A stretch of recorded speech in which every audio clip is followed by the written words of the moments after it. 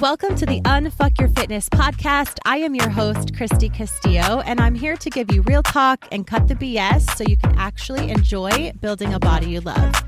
I'm a personal trainer obsessed with giving you simple action steps to take you from feeling stuck to feeling sexy. Let's go.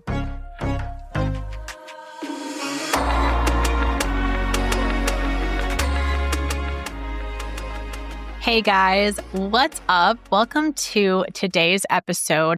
If you don't already know, I have another podcast called the Soul Fit Podcast with my friend Erin, and we recorded an episode recently about the topic of food noise. It was a really great topic, so go listen to that. I will link it in the show notes so you can go check it out.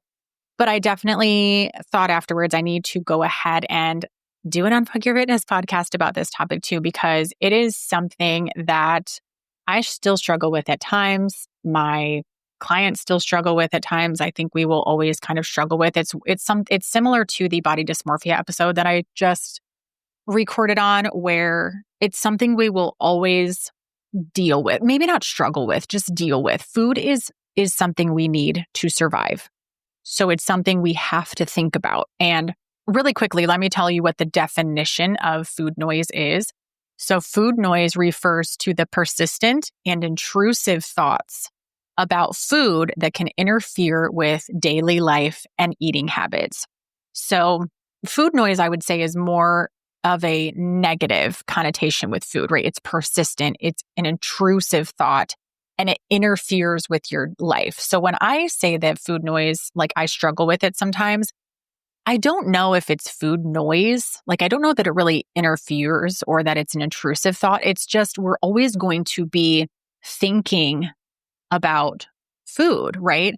To go a little further into the definition of food noise, it's a preoccupation with food, meaning it's constantly thinking about food, even when you're not hungry. It's intrusive thoughts. So it's unwanted and automatic thoughts about food that are difficult to suppress, where you can't get rid of it. Increased food cue reactivity. So a heightened sensitivity to external cues that trigger food cravings, such as smells or sights or advertisements or a certain environment that you're in. For example, when I go to a fair, I always want an elephant ear. That would be like cue reactivities, right? It's not really an intrusive thought, but it's there. And then also maladaptive eating behaviors such as overeating, binge eating, or that feeling that you're unable to stop eating, even if you're full. You just have to keep eating. And there's so many different factors for this. It can be stress, it can be dieting, it can be disordered eating, which I have an entire episode on from a while back. And certain medications, of course. It can be an underlying medical condition such as obesity, type 2 diabetes. It can be, just dealing with like emotional eating, hiding feelings, things like that. Like there's so much that goes into food noise.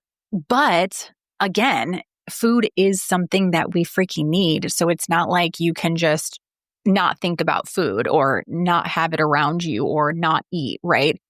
So Erin and I were kind of diving into the dopamine part of food noise, where sometimes, again, there's so many different factors like I just mentioned, but sometimes you're just bored.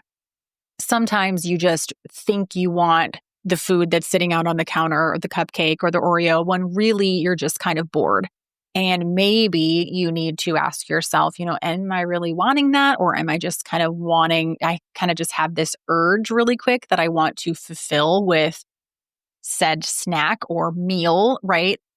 So there's different ways to kind of look at food and how we respond to it. So I definitely want to make that a very clear distinction. And ultimately, what this is going to boil down to is you deciding for yourself whether you have food noise as in a negative, like an intrusive thought, like I'm feeling super stressed about work, so I want to go get a drink, or I'm feeling super busy and overwhelmed at home, so I just want to sit down with my Oreos or have a bowl of cereal or have some ice cream. I know a lot of people at night are like, I'd just like to chill out and have my bowl of ice cream. Like that can be a way to, it's like a habit It's something that you use to calm yourself down all day long. You're like, oh, I can't wait until I'm done with the day so I can sit down and have my ice cream, right? Is that intrusive and is that negatively affecting your day? Or is that just, I like ice cream and I want to freaking have some, right? So there's just a lot of different thoughts around it. And what I want to encourage you to do is think for yourself. Think for your fucking self. Imagine. But seriously, because you're going to see a lot of things on social media talking about your willpower. If you're not strong enough to say no to snacks or certain foods, then you'll never see success in this journey. And if you can't, don't have the foods around. If you can't control yourself around them, don't buy the food, don't go around the food. And I feel like that is specifically talking about you not being able to control yourself around it, which sometimes I've been there where I'm like, yeah, no, I just restricted it for so long. And I thought carbs or processed foods or cookies, whatever, were bad for so long. I thought that I couldn't have them and make progress or be fit or healthy or whatever. I thought I couldn't have them. I thought they would make me fat. I thought they'd make me gain weight. I thought they'd make me sick. I thought they were so bad for me. Anything that wasn't clean, a clean food, I thought was bad for me. So there's different negative thoughts that I had around food. Those were intrusive because I would think about them all the time because I wasn't allowing myself to have it. So way, way early on in the podcast, I talked about when I first started having a negative relationship with food, I wouldn't let myself have anything during the day that was quote unquote bad. I had to have salad. I had to have smoothie. I don't remember exactly. This is a long time ago. My son was very, very little and now he's going to be 17 very, very soon. Perhaps the day that this episode comes out, actually. I'm not sure. That was a long time ago, but I would pick his pizza crust out of the trash can because he would eat his little pizza that I got from Walmart every single day. I'd make him a tiny little pizza. Again, he's just a little baby. Okay, not a little baby, but a little toddler. And he would not eat the crust. And so I would be faced every single day with, cleaning up my toddler's mess. And I would look at this plate of crust. And that was my intrusive thought was, I really want this crust because it's bread and it's off limits and I shouldn't have it. But I don't want anyone to see me eating it because I said I wouldn't, it's not good. I shouldn't have this. And I said, I'm not doing bad things anymore. I probably told my husband or, told everyone. I don't know. It was bad. It was I associated it with bad things. Bad, right? Bad food, bad feelings around it, bad results, all the things. So I would hide that I was eating it. That was food noise because constantly, every single day, I would make him this little pizza, literally every single day. Don't judge me. But I'd make him this little pizza every single day for lunch, whatever. And every single day I was faced with, God, I really, yesterday I ate the crust and I felt like shit afterwards mentally. Like I felt like I failed. I suck. I can't do this. And then today, what am I going to do? What am I going to do? Am I going to keep a promise to myself and not eat it? Or am I going to give in? Because it's something that I can't ever have. So of course I wanted it. And of course I couldn't just have one piece of crust. I would say that, I'll just have one piece. I would eat all four. And that was food noise. That's an intrusive thought. Sometimes it's just like you want the food because you're wanting to stimulate yourself. Erin talked a lot in our episode together about dopamine.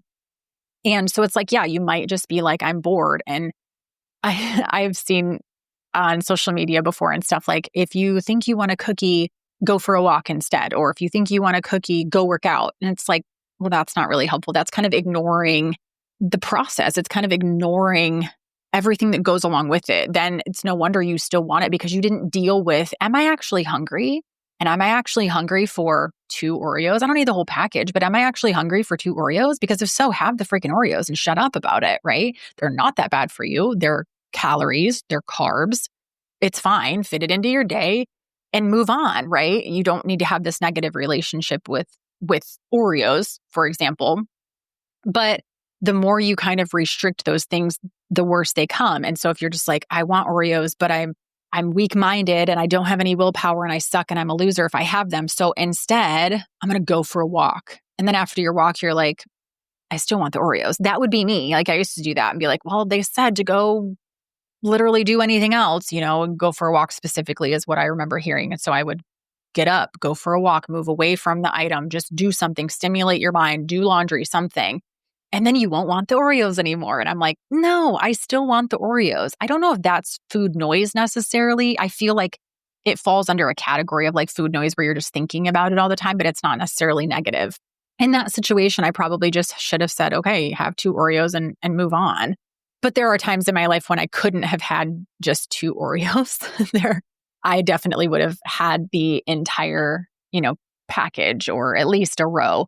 So I think food noise is something that has a bad rap, and it definitely, in the actual definition, it is something that is negative and ruins your day and ruins your progress. And yeah, it definitely impacts you in a negative way. Some things that have helped me with that are understanding macros. I think a lot of times when you are having food noise about something in a negative way, let's continue to say like carbs, processed food, we'll say like breads and cookies, but some people are even afraid of rice and things like that. I was too. So if you're kind of like afraid of something and it's like an intrusive thought of like, oh no, we're going over, and I hear this a lot from my clients, we're going over to my mother-in-law's house and she always makes meat and potatoes or tacos or whatever it is. And it's always something like bad. Like that's food noise where it's like, oh my gosh, I can't go there because I either can't have it, it's off limits, or if I do have it, I'm completely overeating it and, I'm going balls to the wall and it's like everything is ruined at this point. Something that helped something that helped me and that helps my clients a lot is understanding fuel, understanding calories, understanding food. A lot of times when people or when clients, especially coming to me, when you are nervous about eating a food or you think about the food negatively, it's because you don't understand that it is just a carb or just a fat or just a protein. It's calories, it's fueling your body. And so I do a lot of coaching and talking about that in the podcast episodes because that to me, like that knowledge of, okay, carbs aren't bad. You hear that a lot. You grow up thinking that for whatever reason. A lot of people cut out carbs and they lose weight. So they think, oh, the carbs are the problem. It's not. You were in a calorie deficit when you cut out the carbs. You could have literally cut out anything, right? You could have cut out the good food and you still would have lost weight because you would have been eating less. But we don't think about it logically. We don't understand. We just do. We don't think about it. We just do it or we copy what someone else is doing. Instead of researching, are carbs bad? No, they're fuel for your body. You need them. We just talked about this in a recent episode. You need them. When I started to understand, okay, carbs are good. Carbs give me energy. They help my metabolism. They help my hormones. They help my body run. My body freaking needs them. By not having carbs, I'm not saying Oreos are super great for you, okay? But I'm just saying carbs in general is what I was afraid of. Once I understood that they're not the devil and I can have them within reason, in my macros, in the amount that my body needs, I started to understand for myself and not listen to what everybody else said, but listen to myself and realize that carbs are okay and I actually need them. So I need to start implementing them into my diet, my nutrition. How am I going to do that? I had to figure that out for myself. And am I going to have some Oreos? Yes. And how many am I going to have? 2. And I'm going to have them with some Greek yogurt, some vanilla Greek yogurt, not plain, by the way, so that I have a protein and some sugar so that it's going to balance my blood sugar and I won't feel like crashing. I won't feel like I want more. I'll feel satiated. So I learned to kind of balance these things out. And then it was like, well, now I'm not afraid of Oreos anymore. So I don't think about them constantly. In fact, I don't even need them anymore. I like them, but I don't need them anymore. I'm not obsessed with them like I used to be. And that's because the food noise is gone. The food noise around Oreos for me is gone. The food noise for me negatively is gone. Yes, I still have food noise as far as like thoughts, I should say, like about hitting my macros and how am I going to hit my macros and all those things. But that is different. Food noise is negative. Thoughts about food and planning your food and trying to hit your macros and being kind of like obsessed with it in a good way is not bad. So we have to know the difference. So let's talk about a couple different ways that you can deal with food noise. And I'm going to talk about it in the sense of kind of the negativity. Okay. I'm not just talking about hunger and I'm not talking about planning your macros. I'm talking about food noise. So, in the sense of guilt for eating too much or eating the wrong thing or eating something bad that you were told is bad for you or you were told you shouldn't have. I'm talking about anxiety about what to eat next. Like, oh no, I already messed up. So now I might as well continue the downhill slope here. Or what am I going to have? What am I going to have? It's just this negative cycle. I'm talking about overthinking every single bite or every single macro, like not being able to be like, okay, I'm going to hit my macros. It's fine. It doesn't matter what I hit them with. It's not a big deal. Like I'll deal with that later. It doesn't need to consume my every thought. When it consumes your every thought, that is what I'm talking about in food noise. And then also just feeling out of control around certain foods, particularly those that you restrict and that you were told were bad, right? So this like dieting, restriction, labeling foods as good or bad, though that is what causes this food noise. So kind of simply before I kind of dive into like eating enough, things like that, like technical ways, when I start to, as far as the macros, like overthinking every bite or every macro, I do think of that as food noise because it is negative. Sometimes people will start to track macros and before they understand macros and they're used to it, it can be negative and it can be obsessive and they can think about, I didn't hit them perfectly within, 1 single gram. Like I didn't hit them perfectly. I suck at this. I went over my fats or I hit my protein. So I went over my fats and I'm not perfect. What I have my clients do is for a couple of weeks when they're coming to me, I just want you to track your food. You're just going to track what you're currently eating so you know what you're eating. You can't know your starting place unless you track your starting place. So I want you to just track and find out what you're eating.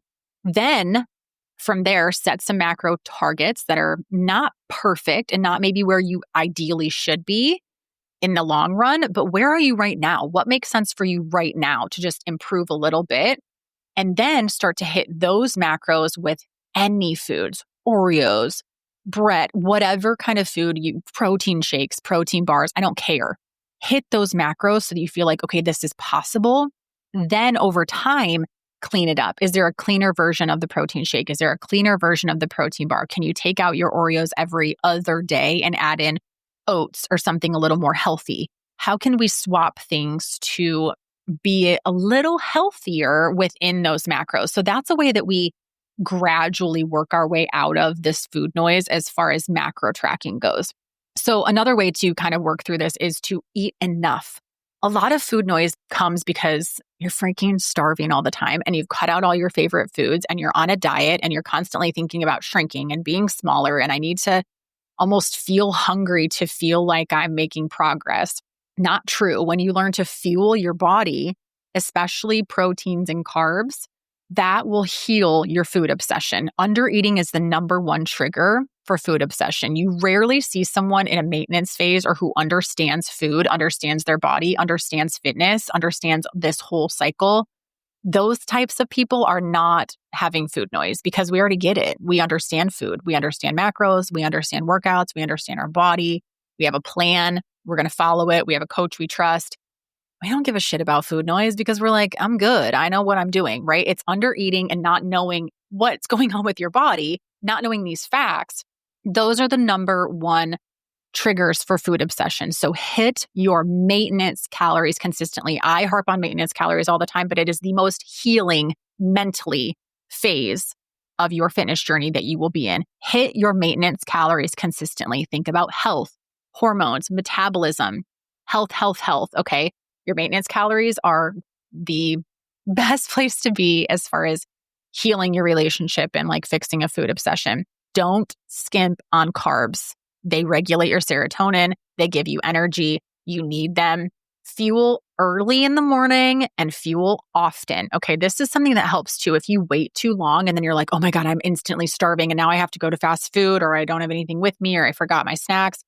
Don't let yourself get so hungry and start early in the morning. You don't need to fast. You don't need to wait till noon to eat. Please freaking stop doing that, ladies. I'm so over that. Honestly, start early in the morning when your body has already fasted all night while you were sleeping. It needs some food now. Okay, we need some fuel. How the fuck are we supposed to get through a day with no energy. If our calories are energy, right? We can't start our car if there's no goddamn gas in it. How are we supposed to start our day if there's no fuel in it? Put some food in your body. Waiting too long starts your cravings. You're wanting food. You're freaking starving. Don't do that, okay?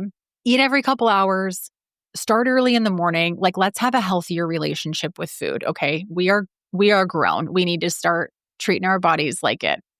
Next, slow down and regulate your nervous system. This is so important too. Food noise can be a symptom of stress. So try deep breathing before your meals, take a walk or stretch instead of impulsively snacking. That's kind of where I get into. If you want something to snack on, ask yourself, am I really hungry or am I just bored? Can I go mess around with some makeup? Can I go read a book? Can I go for a walk? Can I just stretch? Like, am I physically hungry? Am I emotionally overwhelmed? Am I bored? What am I? Really get in touch with yourself. That's really important. The deep breathing is really good tactic too, because a lot of times we're just like, go, go, go, go, go, go, go. And we need to slow down, get in touch with ourselves and figure out, am I hungry?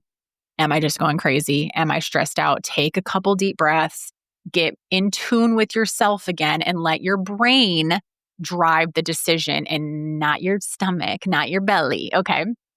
Ditch the all or nothing food rules. This is important too. Replace I can't have that with I can have this whenever I want, but do I want it right now? I can have a couple of Oreos, but do I want them now or do I want them later? Can I fit in my macros, right? Give yourself full permission to eat and you'll stop thinking about food 24/7. When it doesn't rule your life, when there's not so many rules with it, if it's not like I can or I can't, it's like I can have it. I'm grown. It's fuel. Nothing's wrong with it. But do I want it now? Do I want it later? Do I want it at all? Do I want it at all if it doesn't have that control over me? Do I want it? It's just all about kind of ditching those all or nothing rules. Also, mindful eating. This is really important too. I've started doing this lately. Sit down for your meals. I've started putting my phone away and my distractions that I have. Even like I've been trying to not even like watch TV or anything while I'm eating. Slow down when you're eating. Taste your food. Think about it. Slow bites. Chew it all the way up. That'll really help with digestion and experience it. Just sit there and think. Slow down. Breathe a little bit. I know that sounds crazy, but like we never slow down. And all of this matters. Okay. Next, I want you to think about challenging the thought loop. So some of this is just acknowledging that this is happening. It's just when you want something, if you stop and think, okay, this is food noise, and you acknowledge that, then you can ask yourself, what am I actually feeling? If I eat this, will it solve that feeling? And have I been restricting something emotionally or physically? Literally ask yourself those questions. I do that as well. I gave an example on the podcast with Erin where just last night I wanted some zucchini bread. It was there. It would be there the next day, but I thought I kind of want that, but it might hurt my stomach. I don't know if I'll regret it after. I gave myself a little, if I eat that, am I going to be satisfied hunger-wise? No. So I ended up having a Greek yogurt bowl. After that, I was still kind of hungry and I still wanted it. So I asked myself, what if it hurts your stomach? What if you have to go to bed with a growly stomach and you're going to be pissed? Are you still hungry? Do you need it? Can you wait till tomorrow? And I thought, no, I do want it now. And if I have it now, I won't want it tomorrow. So I ended up having it. And that was a really good choice. But some of the answers could have been different. I could have been like, yeah, I'm actually full after that Greek yogurt bowl. It wasn't even about the zucchini bread. It's about like, am I hungry? Do I want to enjoy it? What do I need? Did it hit my macros? Kind of asking myself that. Will eating this solve the feeling that I was having? And the answer was yes. So I had it and I felt really good about it. But there are other times where I would have had that and thought, you idiot. Don't do that again. And then next, just repeat and be patient. Honestly, if you've spent years dieting, then you've probably spent years with food noise. And if you've spent years food tracking obsessively, if you are someone who has to track every single morsel of food, I'm talking for years. I want you to do that for a little while, okay, and be obsessive with it. But you don't need to do it for years. But if you've spent years dieting and you've spent years obsessively tracking your food, thinking, this is really helping me, tracking my food obsessively and it taking over my entire life is really helpful. It's not. That's also food noise. If it's intrusive, right? And if it's not helping your life, it will take intentional practice to quiet that noise, and it will take time. Healing your relationship with food is a process because it's also healing a relationship with yourself. A lot of people don't realize it, that it's not about the food. It's about yourself and emotions that you're having and thoughts that you're having about the food, about how food makes you feel, about how food makes you look. You can't have one without the other. So nourishing your body, thinking about health, restricting less, and trusting yourself more. And if you need support, I am here. I have got you. My ladies work their way through this, not easily, but very seamlessly once they're ready. Ready. You have to be ready to do things that are uncomfortable, not extremely uncomfortable. Okay. It's not, it's not going to kill you. You're going to be okay. But it does turn the volume down on that food noise. And that's what it's all about. It's not an overnight switch. You're not just going to wake up tomorrow and say, okay, I'm going to do, these 5 things that Christy mentioned and my food noise is going to be gone. Absolutely not. I said I still struggle with it sometimes and get obsessive about things. And I have to stop and ask myself, are you doing these other things that I mentioned? Am I slowing down? Am I being conscious with it? Am I asking myself questions? Because it's deeper than just food. So much deeper. Okay. But the quieter you make the food noise, the better your life is, because now you can go out and enjoy things with friends. You have more control, you have more confidence, you trust yourself, and the whole journey, the whole experience becomes whole. Because as we are unfucking your fitness, we have to have that mental peace. And I've said this, I think just in the last episode, and I've said this a million times, you have to heal your relationship with yourself. You have to heal your relationship with food. You have to heal your relationship with your body. You won't intentionally do that. Like I've said before, when you start a fitness journey, you're not thinking, I want to heal my food noise and I want to heal my body. No, you're thinking, or my relationship with my body. You're thinking, I want to lose weight. I want to change the way that I look. I want to fit into these jeans. I want to look freaking good and sexy. What's really going to happen is you're going to learn to trust yourself. You're going to learn to love yourself. You're going to learn to fuel your body, and you're going to fix all of these things in the meantime. But if you're aware of that, honestly, I think that makes it easier. And that's exactly why I wanted to start this podcast in the first place, because I did all of these things. And it wasn't until probably years after I healed my relationship with food that I noticed it. I didn't know it was happening in that moment. I didn't know. And I didn't set out to do that. I just thought, I'm so sick of being afraid of Oreos. I want to have them in my life. How can I do that without eating an entire sleeve every time I sit down? I had to figure that out for myself, and I had to put the work in, and I had to be ready. And up until that point, I wasn't. And I just thought, okay, I'm just going to have a couple of these, like I said, with my Greek yogurt or at the end of the day. So that way I put it off, because if I start eating Oreos in the morning, I'll eat them all freaking day, because it was well, I can't have them tomorrow. So I have to have the whole package today, and then I just won't buy more, which is not true. But it's a lot when you think about those things. So I encourage you to do that too. Think about your thoughts around food, your thoughts around, I have people that come to me that are like, I am an emotional eater. When I feel stressed or when I feel certain triggers, I eat. And then I, of course, regret it.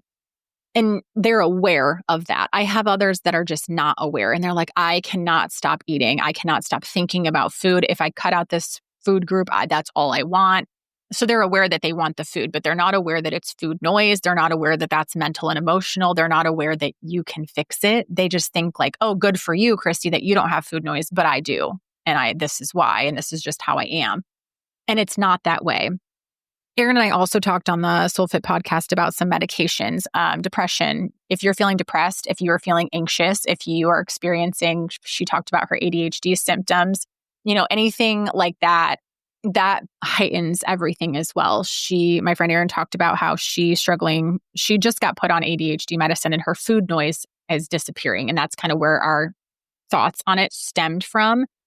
If you are on depression medication, I actually just had a conversation, I didn't even think about this until now, right before I started recording this.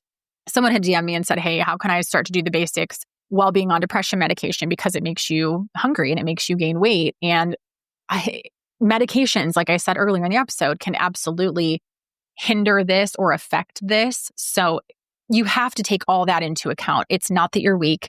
It's not that you're stupid. It's not that you suck. It's not that you can't do this. It's that you have some situations around you that are causing you to feel this way about food. And you have to be curious. You have to be open. You have to be willing to have these conversations with yourself of honestly, sit down and say, Christy, you are not stupid, but I want to work through this with you, with act like you're not yourself, right? It's kind of what I do.